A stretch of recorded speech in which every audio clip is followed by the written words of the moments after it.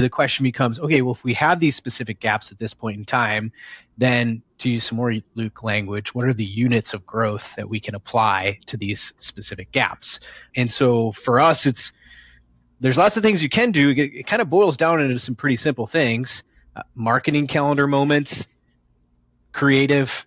And the other thought that occurred to me when this caller's question was spoken is potentially looking at some channel expansion. So let me give you for example. Let's say we have a revenue gap forecasted for the Black Friday, Cyber Monday period. Okay. And we have a certain amount of creative that we've already commissioned to produce. Well, one of the things that we're doing for our clients right now at this moment in time, is we're exploring incrementality testing into AppLovin, into some channel expansion. What do we get to do with that? Well, we get the measurement right. And then in the situations where we find this to be a channel that we believe can create the financial outcome that we need for a particular account, we don't need more new creative. We just get to deploy more media dollars against the creative that we already have. So hypothetically, this made-up brand, let's say there's a $100,000 gap in the Black Friday, Cyber Monday period. We go and do some incrementality testing. We get to a target for AppLovin. Now the unit of growth equals deploy $30,000, $40,000, maybe $50,000 into AppLovin in a net new channel during this period, aka gap close. This episode of the e-commerce playbook is brought to you by Fermat. Whether you're running paid ads on Meta, Google, or TikTok, Fermat can help you increase your conversion rates without touching your website. They help you save time by generating high-converting landing pages in minutes using AI and boost your ROI growth with built-in A/B testing and real-time optimization. Fermat offers seamless integration with your ad platforms and Shopify checkout, so you can create custom post-click experiences without designers or developers. Over 500 brands have scaled their e-commerce business with Fermat, improving their conversion rates by an average of 30%.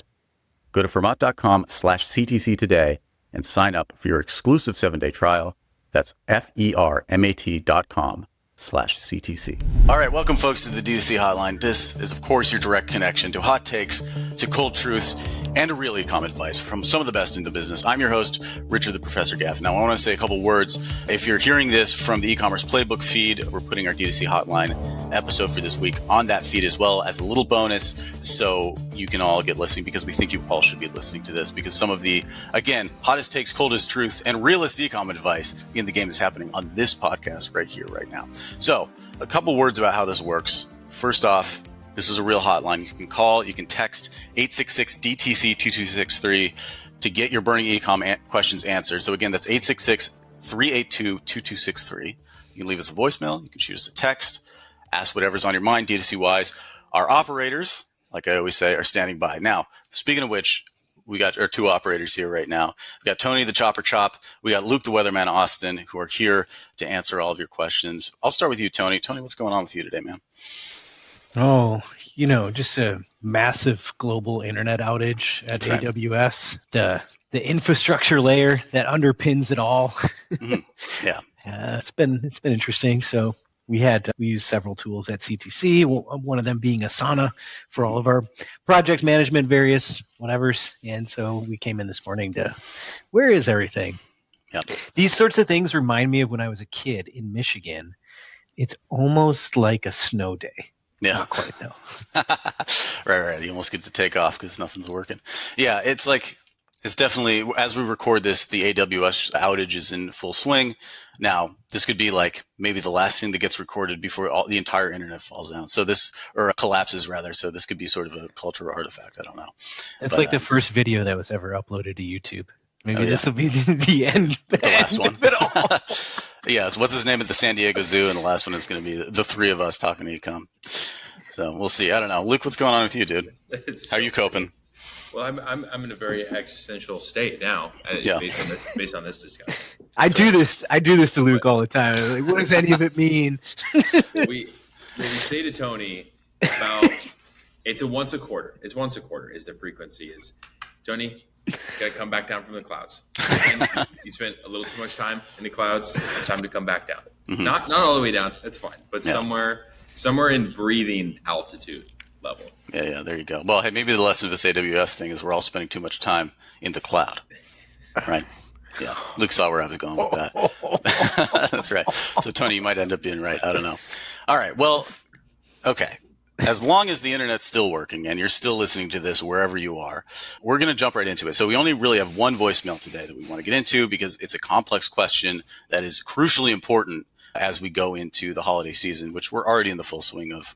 November's almost here. So I'm going to play that right now, and then we'll kick it over to our operators here and see what they have to say. So here we go. Hello, I have a quick question going into holiday for the operators. How would you identify and fill your Q4 revenue gaps?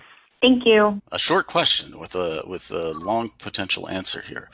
How do you identify and fill Q4 revenue gaps? So, Luke, why don't we start with you? There's so many layers to this question. So I like how the question was framed, which is you're identifying a gap that exists, right? And then the actions to fill it. But there's an assertion that there's a definition of where we're at and where we're supposed to be and the gap that exists between the two, right? Mm-hmm. Rather than, hey, we want to could we get a little more out of this thing, right? Mm-hmm. Sort of question. So identifying the gap is, once you have clarity on that, I think that the actions will naturally follow. And so I think the identification of the gap needs to be done in the same way. But there's a lot of different frameworks that people do this in. One is they might start to look at a channel level, like look at Google Analytics, contribution from each of their channel on a percentage basis, and sort of see like where's the channel level fall off based on last click going, or in my Rockerbox MTA. But where we start in terms of understanding the gap that exists is by tying it to actions that we can actually go and take, right? So knowing that the paid social last click revenue is 12% this quarter versus the same quarter last year, it was 14% of the total. Like it's a much more challenging sort of exercise in that regard. So the gap has been identified, and then what we're going to do first is understand if the gap is coming from our new customer cohort or returning customer cohort. And then from there, we're going to decompose what actions need to be taken as a result, of which they're going to be really, really different.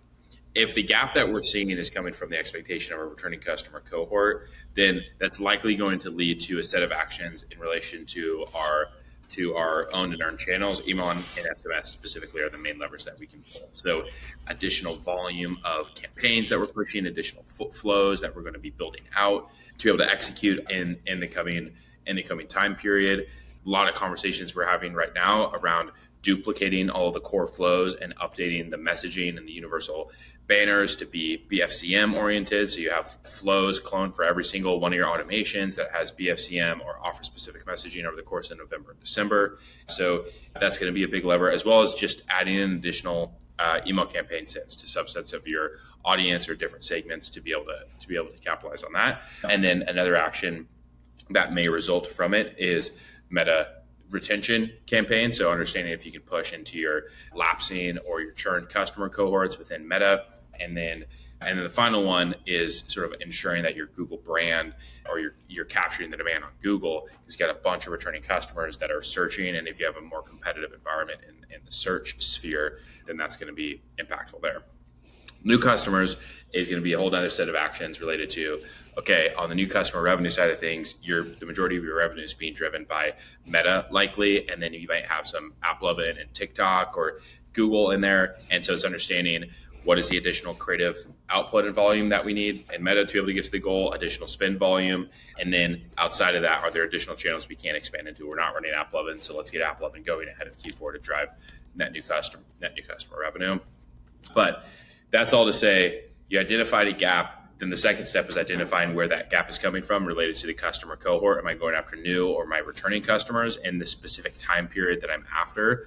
And then from that, what are the specific actions that are going to lead to the impact on their new and returning customer cohort, and on down the line. Okay, so I want to jump back to the kind of the beginning of your answer, Luke, which is where what you were pointing out is that the way that this becomes a little bit more complex, or rather a way that this question is phrased a little bit more with a little bit more nuance, is that what it's talking about is identifying a problem before you actually go and fix it. Like you were saying before, a lot of time people are just like, hey, we need to just kind of like, we want to do a little bit more in Q4. We want to outperform whatever that that might be, when in actuality, what they need to do first is identify where there are meaning, or like where the problems might be specifically, and how they'll need to backfill them. So, Tony, let's talk a little. I'll throw it over to you to kind of comment, I suppose, on kind of how that happens. I mean, Luke already spoke to it, but I wanted to hear your perspective. I'm just like having an emotional, like visceral response to the language, like a little bit more or as best as possible. That inherent in those sort of statements, that lack of specificity is where all of the problems of the world exist, as far as I can tell. So I think the caller's framing of the question, like I found it to be like when I heard the question, I felt the thing. I was like, oh, that's a good starting point. I think the thing that struck me in Luke's answers, he applied it to, I think you applied it to the past, sort of analyzing the past. And I actually heard the caller's question in like the future, the Q4 future planning. But the same set of questions are relevant, whether you're trying to diagnose something that's gone off track from your plan in the past, or you're trying to look forward into the future. And it's practically, for all intents and purposes, the exact same exercise. So if you were to work with CTC, you would have two data models that would support what's likely going to happen with your business moving into Q4. You would have a spend and AMER model, and then you would have a retention model. The combination of those two things will lead to the combination of those two things plus the planning process will lead to a likely financial outcome, which then may represent a gap from whatever the organization is trying to do, whether it's from the board or whatever the organization is trying to do. So, and then the question, to Luke's point earlier, the question becomes, okay, well, if we have these specific gaps at this point in time, then to use some more Luke language, what are the units of growth that we can apply to these specific gaps? And so for us, there's lots of things you can do. It kind of boils down into some pretty simple things. Marketing calendar moments, creative, and the other thought that occurred to me when this caller's question was spoken is potentially looking at some channel expansion. So let me give you for example. Let's say we have a revenue gap forecasted for the Black Friday, Cyber Monday period. Okay. And we have a certain amount of creative that we've already commissioned to produce. Well, one of the things that we're doing for our clients right now at this moment in time, is we're exploring incrementality testing into AppLovin, into some channel expansion. What do we get to do with that? Well, we get the measurement right.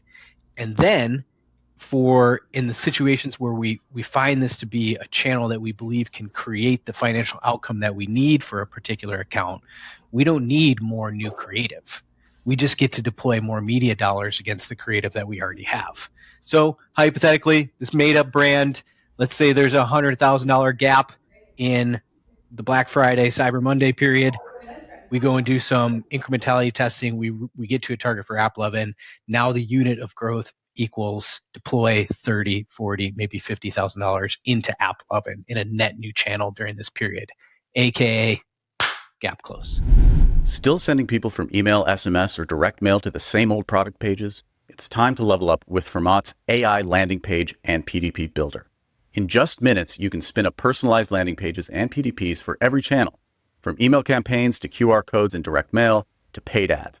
No designer, no developer, no waiting around.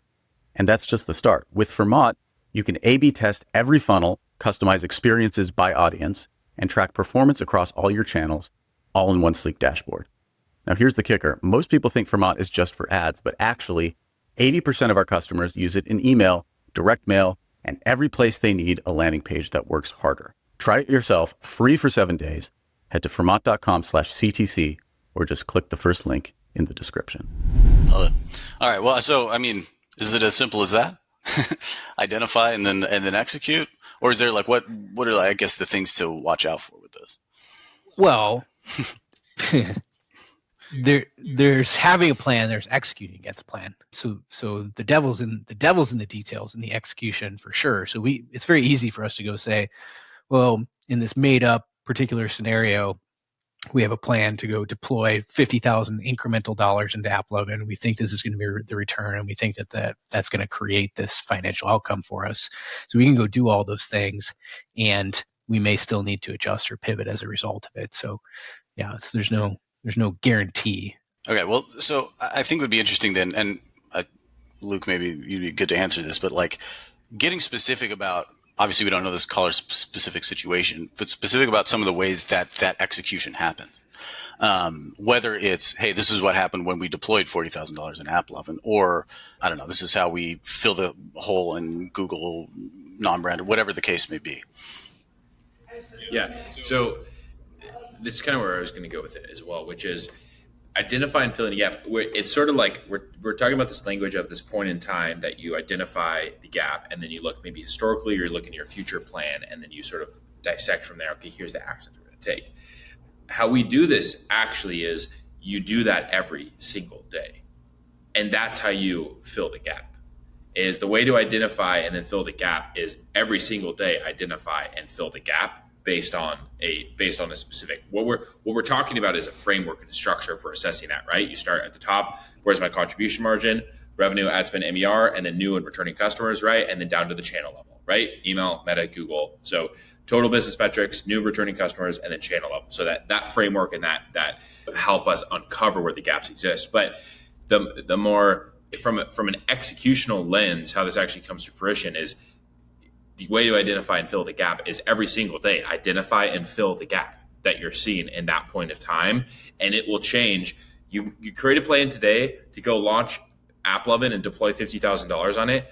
3 days from now, the email campaign that you had planned is going to produce more or less revenue than you expected to, because that's how a forecast works. So 3 days from now, when you go and identify to fill that gap, your returning customer revenue is going to start to be lagging behind, and you are going to have to think about an incremental campaign send or a resend of that email, just something along those lines to be able to fill that gap. And so I think the devil's in the details. Absolutely, the execution of these things using good media measurement framework to understand the true contribution of your channels. There's things that we could talk about in each of these lenses, but I think if there would be anything, it would be have a clearly defined, agreed upon framework for assessing how the business is performing against expectation, right? Like we talked about how we look at things. We set targets for each of these metrics, contribution margin, down to new returning, down to the channel level, agreed upon framework for assessing the business impact. And then what you do is identify where you're off against that plan every single day and go and fill that gap.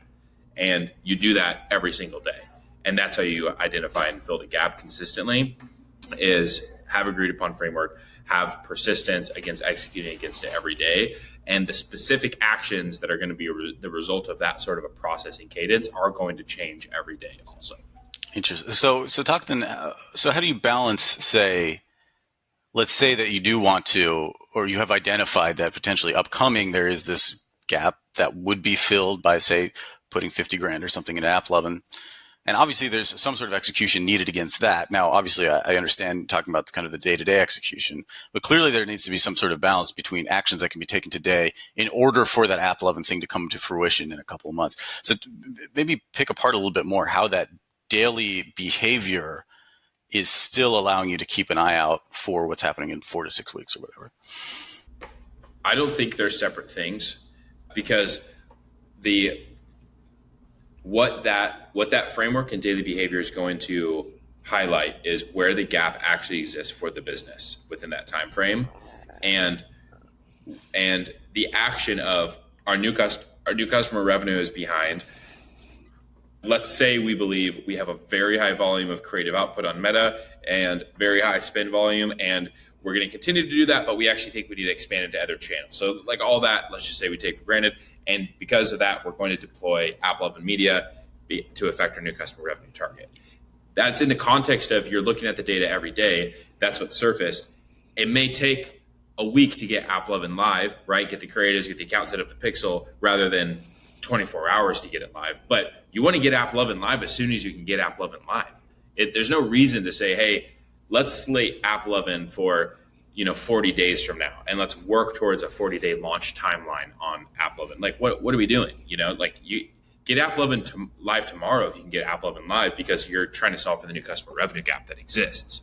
Now, there's just going to be a necessity based on the resourcing constraints and any other dynamics that might exist of why AppLovin can't get live an hour from now and does actually need 5 business days or whatever it might be. So those things are going to come, but it shouldn't be, this is the gap we're seeing for a business, and then here's the things that we're slating purposely in the future to sort of cadence it. It's here's the gap we see, here's all the things we need to do, how fast can we get those things live? And then there's just gonna be a necessary timeline against those things. But what's gonna dictate the timeline is the resourcing necessary to complete those things rather than a strategic plan to launch it 30 days from now, right? Rather than a week from now. I see what you're saying. So it's like if there's a sense in which because the plan's already built and the plans and that plan is good, or however you want to define that, if you just behave relative to these daily signals, you will have eventually kind of executed the plan 30 to 60 months out, even though, let's say on a day-to-day basis, you're really only thinking like 1 or 2 days in advance. At a certain point, if you're kind of like following what you need to follow and you're listening to these various signals, you're going to end up kind of doing what you said you were going to do without actually having to think about planning something out 30 to 60 days in advance or whatever. Does that sound right?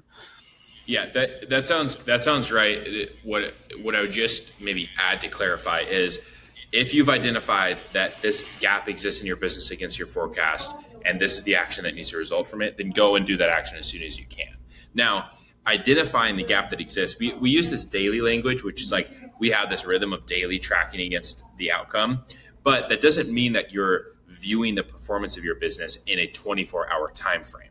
Okay, so I want to draw a distinction between these things, where when you're tracking every day against the business forecast, it doesn't mean you're looking at last 7 days only or even just yesterday's only data, right? Typically what we have in mind is a monthly time frame in terms of what we're executing against. In some cases, we go even broader than that. It can go out quarterly, but we actually would say looking at yesterday's data only is not what you want to be looking at in assessing the actions that you're taking. It can be used to inform it, but if the main objective is hitting a monthly target, then you should be looking at the pacing of the business against that broader time horizon, right, in which you're assessing it. But do that every day and make sure the gap doesn't continue to grow in these areas against that monthly target. So I think it's an important distinction, just to say like we're looking at it every day, taking the actions, and then as quickly as possible getting the actions into the workflow to be able to affect the problem. Yes, it's critical. Assessing the business performance on a 24-hour time window blocks individually, not what we're advocating for. Right. So I guess, one thing to then kind of clarify that distinction is that the daily targets that you're talking about, that you're working from, are targets that are built or ladder up rather to monthly targets, to yearly targets, whatever. So they already, is what I guess I'm trying to say, is that they exist within the context of an entire 12-month forecast or a month-to-month forecast. But because they're broken down into bite-sized chunks, so to speak, you have a much clearer sense of on a day-to-day basis what needs to be done today in order to reach those long-term targets. So in that sense, the long-term is broken into the short-term, and then the short-term allows you to execute the long-term a little bit more clearly. Let's go, Tony. What are your thoughts on this conversation? I'm trying to think of like a metaphor, like the metaphor of like the big picture sort of longer term planning cycle is like, I want to lose weight or I want to become healthier. Yeah. It's like the equivalent of saying like, I want my business to grow. Yet the way there is through the cumulative effect of daily actions. Right. Today I go get some exercise and I go do that again tomorrow. Did you guys lose me? My phone's ringing. No, still got you. So, yeah, I think this idea, like, it's easy to get lost in like the lofty, like, oh, I have this big picture goal, and what I think CTC does really well in our thinking is put shape and metric to the big picture goal. It's not I want to lose weight; it's I want to lose 10 pounds in 10 months, and then break that down into, I need to do this every single day, right? And maybe if I just extend the metaphor a little bit further, let's see if I can come up with something on the spot. Well, okay, so let's say it's the holidays, right? And I know that I want to lose 10 pounds by March of next year. but there's going to be some gaps created during Christmas and maybe some other holidays. Maybe I won't get to my exercise goal for that day or my calorie goal for that day. Well, what we can do ahead of time is we can account for some of that and try to daily plan our way around having a lower calorie week before Thanksgiving. I think this is like the inverse of, add in AppLovin at this point in time in the future, because we foresee a revenue gap based on what our models are telling us, and sort of strategically go into that space. But back to Luke's point, like if you have a new customer gap, there's no reason to wait 30 or 45 days to go start trying to solve it by expanding your media into a new channel. Makes sense. Yeah, no, I think the weight loss metaphor is a good one, because it also includes, like you're saying, not predicting, what am I saying? Anticipating seasonal changes, right? And saying I expect, that's what this never cut during the holidays, right? You know what I mean? You're going to be eating big on Thanksgiving and on Christmas. Therefore, you have to have some understanding of what your daily caloric budget is going to be in the days leading up or whatever. And so this is what we're talking about is you could cut during the holidays. You could eat 10,000 calories on Thanksgiving Day and still lose weight. No, you'd have to be fasting. Yeah. Several days before and after. Right, exactly. But that's the magic of breaking down a big picture, long-term strategy into day-to-day practical. These are the things. This is the output that we need from today specifically. Yeah, that makes sense. All right. Well, do we feel like we answered this question? We've gone for about 20-something minutes on it. Anything else we want to add, Luke, Tony? No, just like the caller's question, really, I think it got both of us going, because it sort of started with the spirit of specificity, which you're always going to get a lot of excitement out of Luke and I if you talk in specific terms and over specific time horizons as well. That's right. All right. And the only thing I'd add is I really like where we landed in answering the question with the question. The way you identify and fill the gap is every day you identify and fill the gap. That's right. Hold on. My dog's going off. Got the pup excited too. Everyone loves a meta response. All right. Well, I think maybe what we can do here is take a quick slide into hot take corner before we go out. So, Tony, Luke, what are your hot takes of the week here? I miss basements. Interesting. I grew up in the Midwest, and one of our coworkers was posting about his basement remodel, and it's just not a thing they do in the South and in the West Coast. Apparently you can't dig in the ground here for whatever reason. So basements are cool. Basements are cool. Agreed. Luke? Maybe our yards are the same thing here. I'm trying to think of what the parallel is. Garages are definitely part of it, but I won't say that, because the Midwest, my wife's side of the family in the Midwest, those are some garages. If you've ever seen a garage. Hey, what I've been thinking about is being able to flex the resourcing and output of your team and the resources that they oversee to be able to accomplish your revenue goals, I think is something that not many organizations have built into their workflow. And what I mean by that is we have a person on our team or an agency or vendor that can support us, and they can do 25 emails for us per month. But some months you need 29 to get to your revenue goal. And some months you need a 23, and you can shift some things around. But because there's this fixed expectation, there isn't variation and margin inside of that. The same could be said for the creative output and what's necessary in that time period. Same could be said for the media channels you have. Well, we don't really need AppLovin or TikTok, because we probably only run it a couple months out of the year, or pretty small spend. So let's just focus in these other areas. Having those as options in the arsenal that can be flexed on to be able to achieve the business goal, finding a way to be able to make that a reality for the business, I think is not as existing as it could be. Okay, I like it. So we got. There should be more basements, and we've got Luke's take on an actual e-commerce hot take on basically figuring out staffing around these types of things, and then finally, I'll say that if I had to eat one thing for the rest of my life, it would be Brazilian steakhouse. I don't know how hot of a take that is, actually, but that is a lot of meat to have for the rest of your life. But I do think it's good. That and the little cheese spreads.